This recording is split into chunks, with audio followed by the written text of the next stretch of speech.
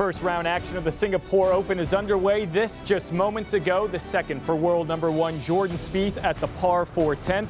Missed the fairway with his tee shot. Smart, safe play. Here with his second. Golf Central begins right now.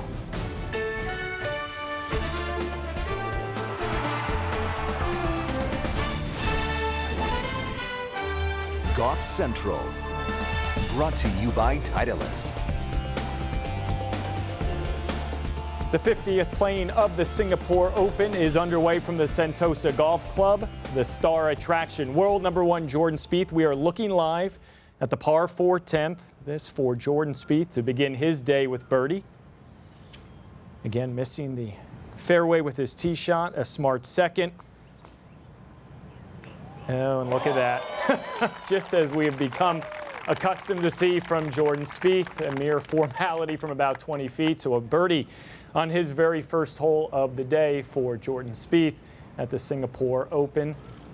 We will keep you updated throughout the course of the next hour. Steve Burkowski with you alongside Tripp Eisenhower and Tim Rosefort. We will lead you into the broadcast of the Singapore Open. That comes your way at 8 p.m. Eastern. And quick thoughts, gentlemen.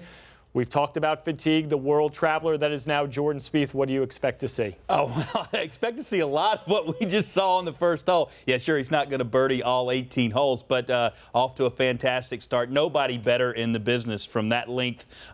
15 to 25 feet, the best statistically on the PGA Tour in gaining strokes. It's working in Singapore. The big question, Michael Greller, not on the bag, is agent Jay Danzy there, so we'll see if Jay can do the math. We know he's doing the math with the contracts correctly. Let's see if he can do the math with the yardage book today, Tim. And speaking of contracts, whatever Spieth was paid to go down there, and if you believe the publisher's reports, it basically paid for this new house that he's got up in Dallas. So if you look at it that way, I think you also have to look at it like, we get to the Masters, should he not win Augusta and defend his title? I don't think we're going to be looking back to the fact that he played Abu Dhabi and Singapore and he got a little tired. He's 22 years old. He's coming home to the United States. He gets a week off, plays back-to-back in the U.S., and he's got almost a month off before the Florida swing. A lot of golf going on around the world. Of course, we will keep you updated the next hour leading into the coverage of the Singapore Open as Jordan Spieth is off and running. But a lot of golf going around the world, and it was just a year ago where Jason Day kickstarted his impressive 2015 at Torrey Pines with the first of his 5 PGA Tour victories. It took 2 extra holes for him to pick up that win in La Jolla. He was the last man standing in a 4-hole playoff. But Jason's defense has not gotten off to the start he had hoped for the very latest. Let's go out to La Jolla, California, where Todd Lewis has all the details. Well, Steve, Jason Day had to pull out of the Pro-Am here on Wednesday at Torrey Pines for the Farmers Insurance Open. Jason Day bothered with flu-like symptoms. He's actually been sick for the last couple of days. His entire family has been sick, as a matter of fact. His wife Ellie, his son Dash, his infant daughter Lucy, and now Jason is the final one in the family to catch this virus that is making him ill.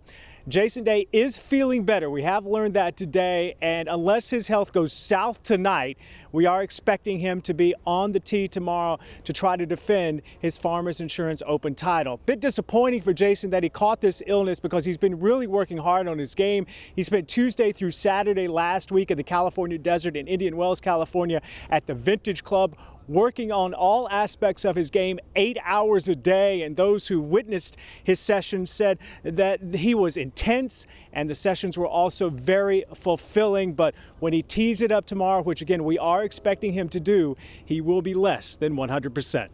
Steve? Todd, from the defending champ to a 3-time winner of the Farmers Insurance Open, Phil Mickelson coming off a tie for 3rd a week ago. How excited is Lefty about the upcoming week? I would say he is peaking on the excitement meter because now he has validation, tangible evidence that all of the work that he's been doing with his swing is paying off thanks to that tie for 3rd finish at the Career Builder Challenge last week. Now, Phil took the last 2 days off, but today it was back to work. The very first thing he did once arriving on the grounds here at Torrey Pines, get a session in with his swing instructor, Andrew Getson, who told me that he's surprised how quickly Phil has been able to grasp the changes in his swing. As for Phil, I caught up with him during his Pro-Am today, and he shared his excitement and optimism as he chases his 4th victory at Torrey Pines, his hometown event. I'm very excited. about this week. I love playing in front of my hometown crowd. I love playing here at Torrey Pines where I grew up. I'm excited about the year. I'm on the right direction. I had a very good week last week. I didn't have any penalty strokes. I didn't have any bogeys on the weekend. It felt easy. I know I'm on the right path, and I was a fraction off on the irons. I spent a couple hours this morning with Andrew, and we identified what that fraction was, why I was struggling just feeling the little fades and draws. And it's really coming around. I'm really excited about where it's headed. It feels easy, especially from waist high to waist high. It just feels like it flows right on through impact, and I'm excited because it's been a while since I've experienced the level of ball striking, the level of play that I've achieved in the past. I know is in there, but I just haven't been doing, and so to see it start to come out again is exciting.